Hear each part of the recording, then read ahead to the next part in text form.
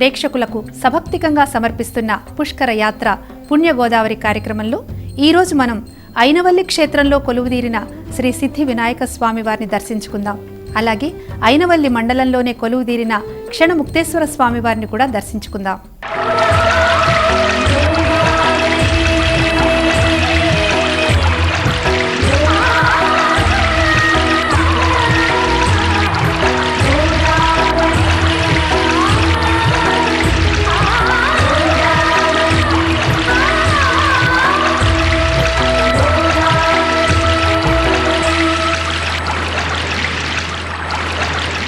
పుణ్యగోదావరి తీర్థ కదంబం కార్యక్రమంలో భాగంగా ఈరోజు మనం తూర్పుగోదావరి జిల్లాలో అయినవల్లిలో గౌతమి వృద్ధ గౌతమి పాయల సమీపాన నెలకొని ఉన్న విఘ్నేశ్వర స్వామి వారి దేవాలయంలో ఉన్నాం. విఘ్నాలను తొలగించే స్వామిగా ఇక్కడ వినాయకుడు ప్రసిద్ధి చెందాడు. ఏ శుభకార్యాలు తలపెట్టినా ముందుగా అయినవల్లి విఘ్నేశ్వరుణ్ణి పూజించుకుంటే ఆ కార్యం విజయవంతం అవుతుందని భక్తుల ప్రగాఢ విశ్వాసం. స్వయంభూగా వెలిసిన ఇక్కడి సిద్ధి వినాయకుడు కోరిన కోరికలు తీర్చే కొంగు బంగారంగా అలరారుతున్నాడు. రండి స్వామిని దర్శించుకుందాం.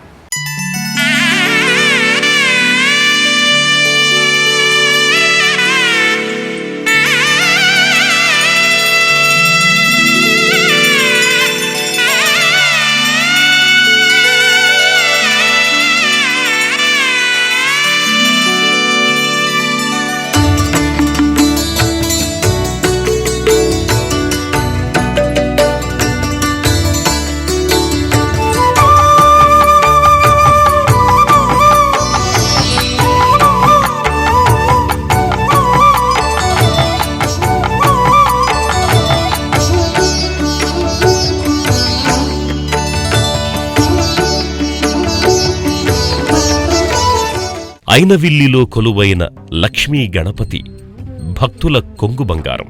పవిత్ర గోదావరి తీరాన కొలువైన ఈ ఆలయంలో వెలసిన స్వామిని సేవించుకున్న భక్తులకు భక్తి, ముక్తి, కార్యసాధన, ఆధ్యాత్మిక శాంతి పరిపూర్ణంగా లభిస్తాయి.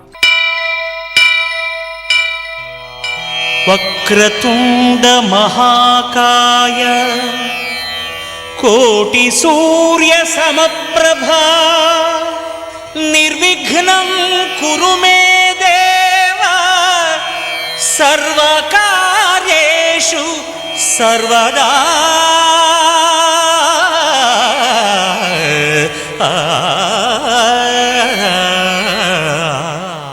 దక్ష ప్రజాపతి తను చేసే యాగానికి ముందు అయినవల్లి విఘ్నేశ్వరుణ్ణి పూజించలేదు కాబట్టే దక్షయజ్ఞం భంగమైంది అని చెబుతూ ఉంటారు. కాబట్టి ఏ శుభకార్యం తలపెట్టినా ముందుగా అయినవల్లి విఘ్నేశ్వరుని పూజించుకుంటే తప్పకుండా ఆ కార్యం విజయవంతం అవుతుందని భక్తుల ప్రగాఢ విశ్వాసం. ఎంతో విశాలమైన ఈ దేవాలయ ప్రాంగణంలో విఘ్నేశ్వరుడు దక్షిణాభిముఖుడై కనిపిస్తాడు.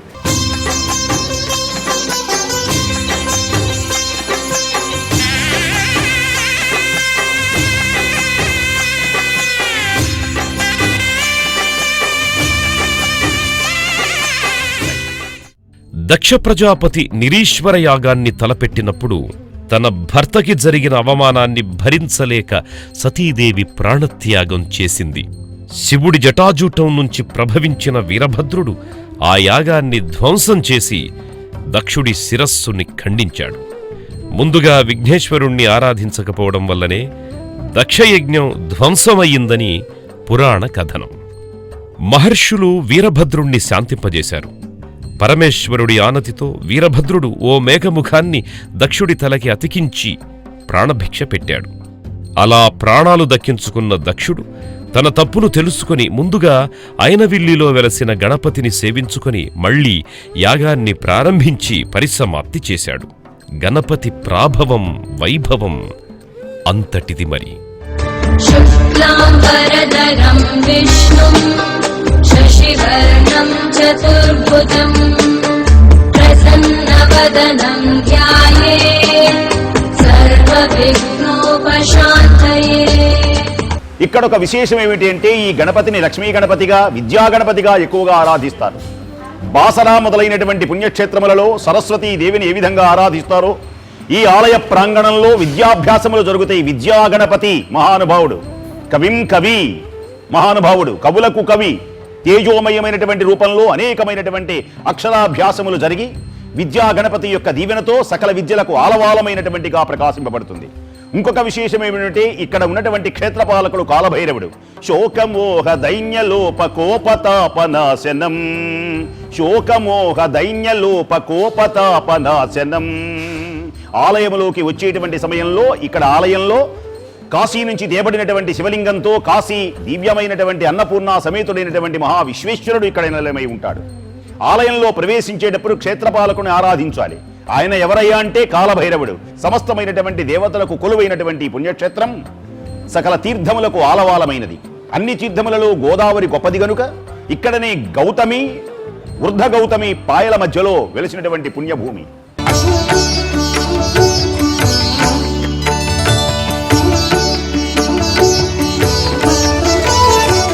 వేదవ్యాసుడు దక్షిణ భారతదేశాన్ని సందర్శించడానికి ముందుగా ఈ క్షేత్రంలోనే వినాయకుణ్ణి ప్రతిష్ఠించి పూజించాడని స్థలపురాణం చెబుతోంది.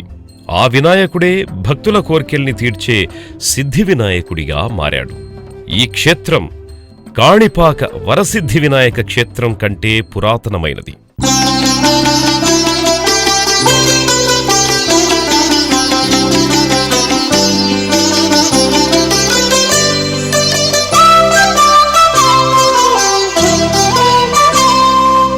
శ్రీపాదవల్లభుడి తాతగారైన సత్యఋషీశ్వర బాపనార్యులు 13వ శతాబ్దంలో ఈ క్షేత్రంలో స్వర్ణగణపతి యజ్ఞం చేసినప్పుడు స్వామి యజ్ఞగుండంలోని అగ్నికీలల్లో ప్రత్యక్షమై తొండంతో స్వయంగా పూర్ణాహుతిని స్వీకరించాడని స్థలపురాణం చెబుతోంది. ఈ క్షేత్ర మహత్యం అంతటి మహిమాన్వితమైనది. శంకరభట్టు రచించిన శ్రీపాదవల్లభ చరితామృతంలో ఈ విషయం స్పష్టంగా రాసి ఉన్నది.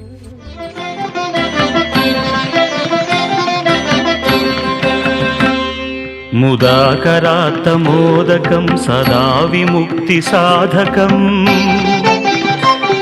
కళాధరావతంసకం విలాసిలోకరంజకం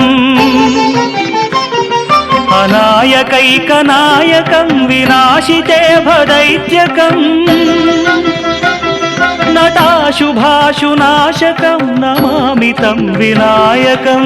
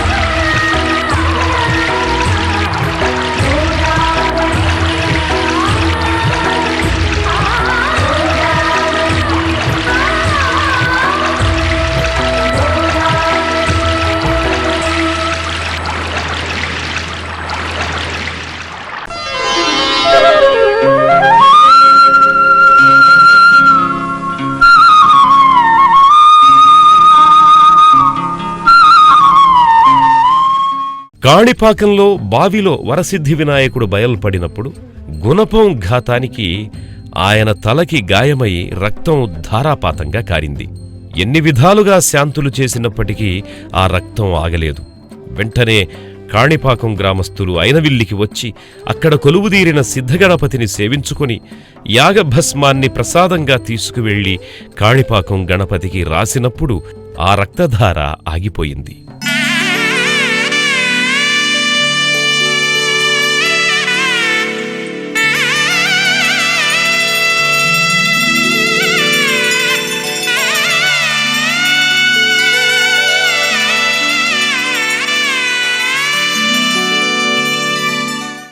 బిభ్రాణః శుకబీజపూరక మిలన్మాణిక్య కుంభాంకుశాన్ పాశం కల్పలతాంచ ఖడ్గవిలస జ్యోతిసుధానిర్జరః శ్యామేనాత్త సరోరుహేణ సహితం దేవీ ద్వయం చాంతికే గౌరాంగో వరదానహస్త సహితో లక్ష్మీ గణేశోవతాత్ అంటూ ఐనవిల్లి సిద్ధగణపతిని ప్రార్థించిన భక్తులకు తీరని కోరికంటూ ఉండదు.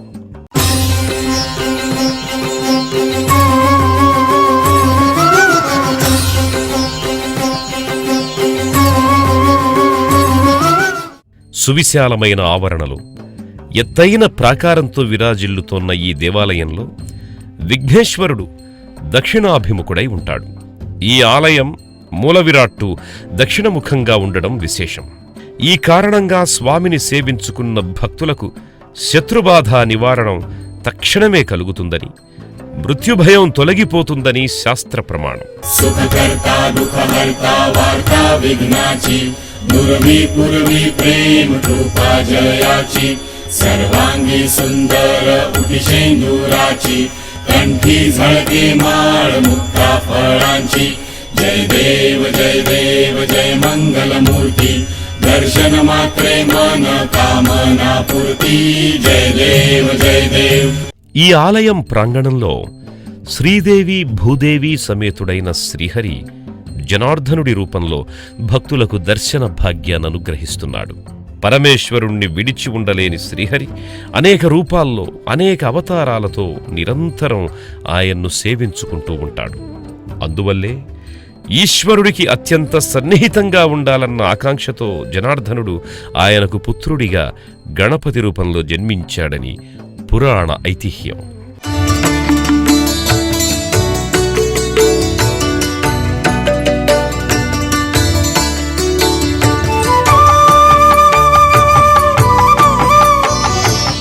ఇక్కడ క్షేత్రపాలకుడైన కాలభైరవుడు ఉపాలయంలో కొలువుదీరిన గణపతిని సేవించవచ్చిన భక్తులపై అనుగ్రహ కృపారస వృష్టిని కురిపిస్తున్నాడు. ఈ స్వామి అనుగ్రహం ఉంటే అన్ని రకాలైన భయాలు పటాపంచలైపోతాయి, పిశాచ బాధలు తొలగిపోతాయి. సాక్షాత్తు శివస్వరూపుడైన కాలభైరవుడు ఈ క్షేత్రాన్ని దర్శించుకున్న భక్తుల కోరికల్ని నెరవేర్చే బాధ్యతను స్వీకరించాడు.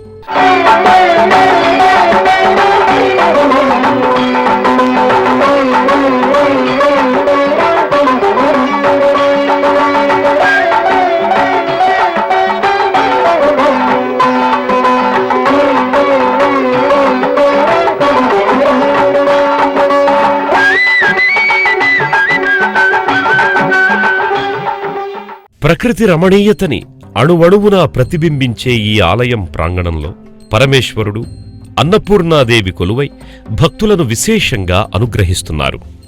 ఈ పుణ్యధామాన్ని దర్శించవచ్చిన భక్తులకి గణపతికి మాతాపితరులైన అన్నపూర్ణ విశ్వేశ్వరుల పరిపూర్ణమైన అనుగ్రహం అయాచితవరంగా లభిస్తుంది. ఈ దివ్యక్షేత్రంలో కొలువైన ఆలయాలన్నింటిలోనూ శైవాగమ శాస్త్రానుసారంగా పూజలు జరుగుతాయి.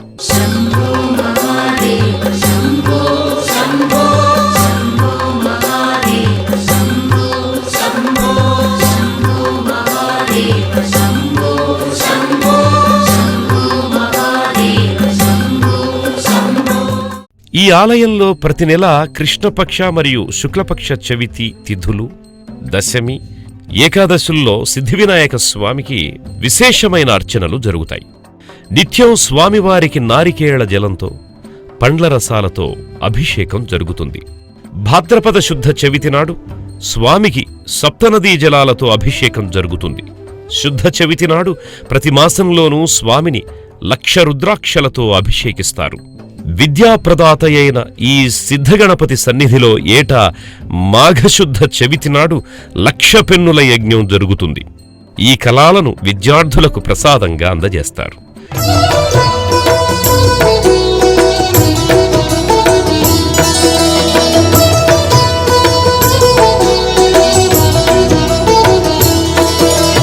పాశాంకుశస్వధంతామ్ర ఫలవాన ఖువాహన విఘ్నం నిహంతు నస్సర్వం రక్తవర్ణో వినాయక అంటూ వరసిద్ధి వినాయకుణ్ణి ప్రార్థించిన భక్తులకు ఇహంలోనూ పరంలోనూ మోక్షం కలుగుతుంది, విజయప్రాప్తి కలుగుతుంది, అపారమైన సుఖ సంపదలు సమృద్ధి కలుగుతాయి, కీర్తి పాదాక్రాంతమవుతుంది.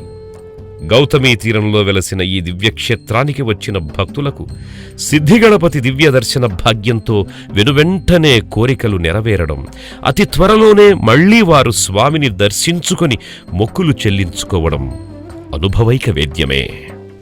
గజాకుమారా గజరాజముఖ నీకు నిగ నిగల కర్పూర నీరాజనం.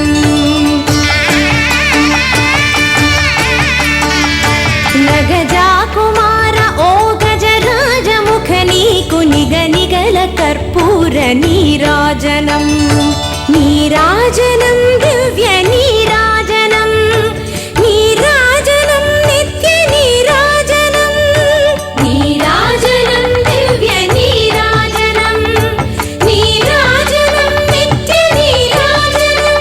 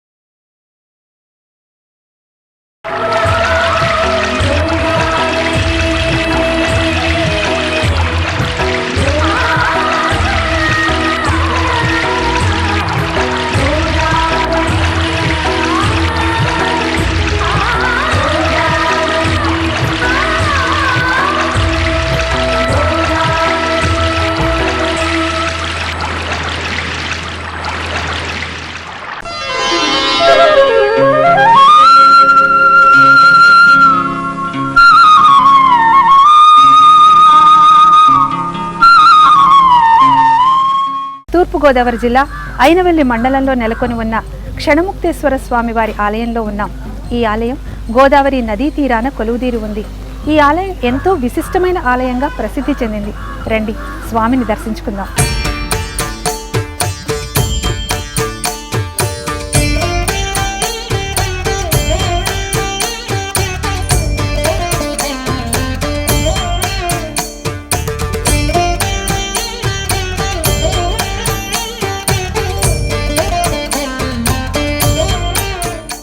తూర్పుగోదావరి జిల్లాలో అమలాపురానికి 14 కిలోమీటర్ల దూరంలో గోదావరి తీరాన ఉన్న ఓ చిన్న గ్రామం ముక్తేశ్వరం. 40 సంవత్సరాల క్రితం ఈ గ్రామం ఒక అగ్రహారం.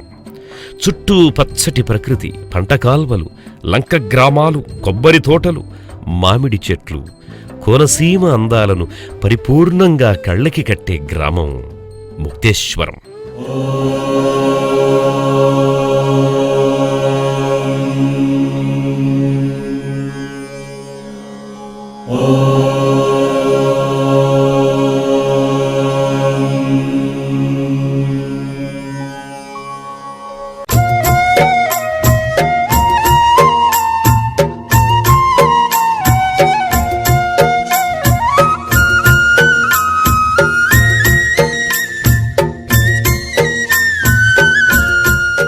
ముక్తేశ్వరానికి అతి సమీపంలో గోదావరి తీరం ఉన్నది. నదికి అవతలి వైపున కోటిపల్లి రేవు. ఈ గ్రామంలో వెలసిన ముక్తేశ్వరుడి పేరు మీదుగానే ఈ ఊరికి ముక్తేశ్వరం అనే పేరొచ్చింది. ఈ ఆలయం అత్యంత పురాతనమైనది. ఒకే చోట ఎదురెదురుగా 2 శివాలయాలుండడం కూడా మనకి ఈ గ్రామంలో మాత్రమే కనిపిస్తుంది. మొదటి ఆలయంలో ఉన్న స్వామిని క్షణముక్తేశ్వరుడు అని పిలుస్తారు. స్వామి ఒక చిన్న రుద్రాక్ష పరిమాణంలో దర్శన భాగ్యాన్ని అనుగ్రహిస్తున్నాడు. ప్రభుం ప్రాణనాథం విభుం విశ్వనాథం జగన్నాథనాథం సదానందభాజం భవద్భవ్యభూతేశ్వరం భూతనాథం శివం శంకరం శంభుమేశానమీడే. మనం ఇప్పుడు క్షణముక్తేశ్వర ఆలయంలో స్వామివారి సన్నిధిలో ఉన్నాం. ఈ ఆలయానికి ఒక చక్కని స్థల పురాణం ఉంది. ఒకప్పుడు శ్రీరామచంద్రుడు లోకోద్ధరణ కోసం గోదావరి నదీ తీరంలో శివలింగాలను ప్రతిష్ఠిస్తూ ఈ ప్రదేశానికి రాగానే ఆయన పుష్పక విమానం ఆగిపోయిందిట. ఎందుకు తన పుష్పక విమానం ఆగిపోయింది అని తరచి చూడగా ఇక్కడే పుట్టలో తపస్సు చేసుకుంటున్న ఒక స్త్రీ కనిపించిందిట. ఆ స్త్రీని తన వృత్తాంతం ఏమిటి అని అడగ్గా తన పేరు శ్రమణి అని, తను సోమశర్మ అనే ముని కుమారుడైన జయభద్రుని భార్యనని, తన భర్త లేని సమయంలో విశ్వనాథుడు అనే గంధర్వుడు ఆమెని తన భర్త రూపంలో వచ్చి బలాత్కరింప చూశాడని, ఆ సమయంలో వచ్చిన భర్త ఆ విశ్వనాథుడిని భస్మం చేసి తనను చండాల స్త్రీగా మారిపోమని శాపమిచ్చాడని చెప్పిందిట. అలా చండాల స్త్రీగా మారిపోయిన శ్రమణి తన మామగారైన సోమశర్మ వద్దకు వెళ్ళి తన గోడును వెళ్ళపోసుకుందిట.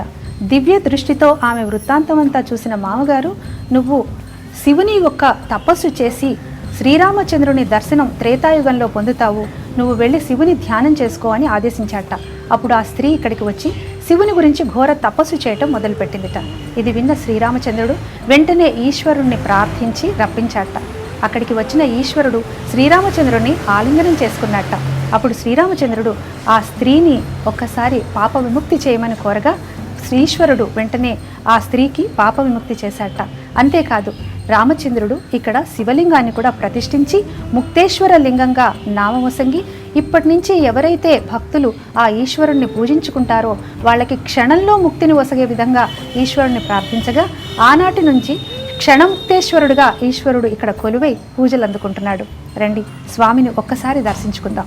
శ్రీ మంజునాథ శ్రీ అన్నదాత న్యాయాధినేత్ర ఓం నమో. హే నాగసూత్ర హే ఫాలనేత్ర హే భవ్యగాత్ర ఓం నమో. నాదాంతరంగ వేదాంతరంగ కరుణాంతరంగ ఓం నమో. నేత్రాతటీశ పాహీ నటేశ ధర్మస్థళేశ ఓం నమో.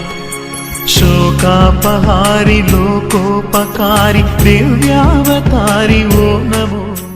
బ్రహ్మాండ వ్యాప్తదేహ భసిత హిమరుచో భాసమాన భుజంగైః కంఠే కాలాః కపర్దాకలిత శశికళాశ్చండ కోదండహస్తాః త్రైక్షా రుద్రాక్షభూషాః ప్రణత భయహరాః శాంభవా మూర్తిభేదాః రుద్రాః శ్రీరుద్రసూక్త ప్రకటిత విభవానః ప్రయచ్చంతు సౌఖ్యం అంటూ స్వామిని పరిపూర్ణమైన రుద్రరూపంగా భావన చేస్తూ ప్రార్థించిన భక్తులకు ఈ క్షేత్రంలో క్షణముక్తేశ్వరుడు తక్షణమే ముక్తిని వరదానంగా అనుగ్రహిస్తాడు. నమః శివాయ నమః శివాయ ఓం నమః శివాయ నమః శివాయ నమః శివాయ ఓం నమః శివాయ. త్రిలోకపాలుని త్రినేత్రధారుని శివలీలలు అతి మధురం. శివ ఓం నమః శివాయ. బ్రహ్మముఖమునా జనించిన ఆ శివుని కథలు అతి మధురం. హర ఓం నమః శివాయ. శివ ఓం నమః శివాయ. హర ఓం నమః శివాయ. హర ఓం నమః శివాయ. శివ ఓం నమః శివాయ. వనవాస కాలంలో శ్రీరాముడు ఈ ప్రాంతానికి వచ్చినప్పుడు క్షణముక్తేశ్వరుణ్ణి దర్శించుకున్నాడు. ఆయన మహిమల్ని లోకానికి చాటాడు. కేవలం ఈ స్వామిని దర్శించుకున్న మాత్రాననే క్షణకాలంలో ముక్తి దొరుకుతుందని స్థలపురాణం చెబుతోంది. పైగా సాక్షాత్తు శ్రీరామచంద్రుడు సేవించుకున్న లింగం కనుక ఈ లింగం అత్యంత మహిమాన్వితమై శరణు వేడిన భక్తులకు దివ్యత్వాన్ని ప్రసాదిస్తోంది.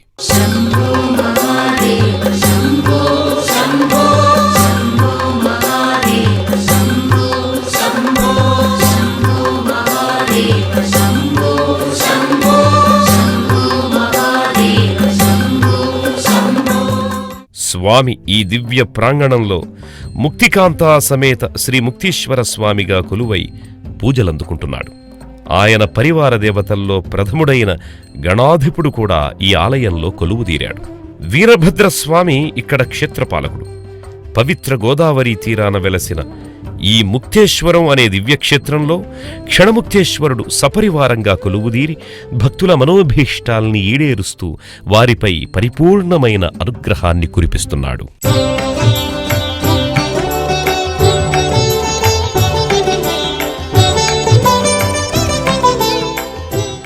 ఇప్పటి వరకు మనం అయినవల్లి క్షేత్రంలో కొలువుదీరి భక్తులకు కొంగు బంగారమై కొలువుదీరిన శ్రీ సిద్ధి వినాయక స్వామివారి లీలా వైభవాన్ని తెలుసుకుందాం.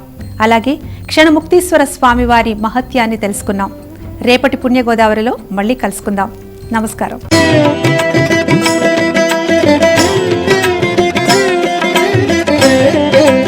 3,50,00,000 తీర్థాలు కలుస్తాయని అందరూ అంటారు.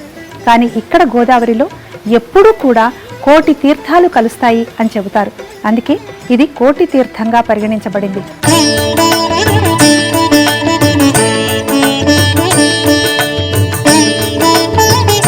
కోటి శివలింగాలు ప్రతిష్ఠ చేయమంటే ఇక్కడ విశేషమైనది గోదావరి. ఈ నదిలో 1,00,00,000 తీర్థంలో అంతర్వాహినిగా ప్రవహించడం చేత దీనికి 1,00,00,000 తీర్థ క్షేత్రం అని పేరు.